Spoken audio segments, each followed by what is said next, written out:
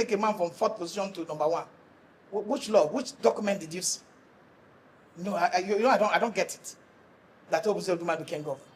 How? Look at the Rivers case. When it was on the side of Wiki to seek that the local government election was nullified, the Supreme Court was very fast. They took this. When it was on the side of when we saw, Nigerians saw, the video is still online, that the State House of Assembly, loyal to Yensin Wiki, decamped to the APC. What did the judiciary do? The judiciary looked for a way to make sure that thing didn't work. Said that their name was not found on the register of the party. Or they do not have membership card. And then they came back. When the president declared state of emergency under section 305, it would have been his right to declare state of emergency, put soldiers there, check security. But the president who was elected by the people, who based on the Supreme Court judgment, and the governor who was also elected by the people, and also based on the Supreme Court pronouncement too, the president removed the governor, suspending him from office for 6 months. A case was brought by interested parties, the PDP governors. For 162 days, the Supreme Court refused to hear the case. You know why? Because they know that there's no way they will hear the case, that the decision of the president will not be faulted. There's no way. They are aware. So for that reason, they are more interested that this illegality persists. They are more happy that the president's decision goes through without any challenge. So who is going to call the Supreme Court to order? It's the people. And you look at the Supreme Court today, the decisions that they are taking, how is it working? Beke was on one of the Chinese television yesterday. He said that Toyeko came to his house to ask him to help him with Supreme Court judgment. Is Wike a Supreme Court judge that somebody will come and help him or to fund him? If he said the man came to him to give him money to fund the Supreme Court judgment, it's a different thing. We were here when a serving senator sitting in the red chamber said that some senator used to come and meet him because his wife was a Court of Appeal president. No country in the world succeed when you have a bias and a weak judiciary. That people, there's perception. People want to talk about, oh, have you caught these people with money?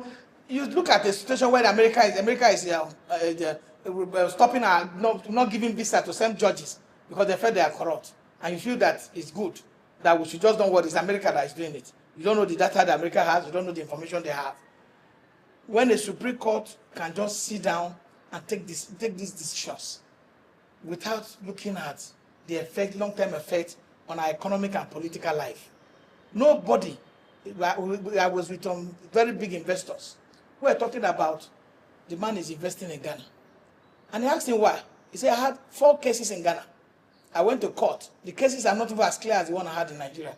I won all of them. But the one that was clear, 90% clear in Nigeria, I lost it. 1. So why will I invest my money here? So Supreme Court, the perception that people see becomes their reality.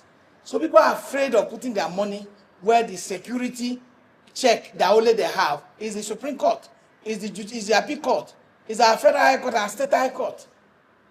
So it's clear that we have a challenge.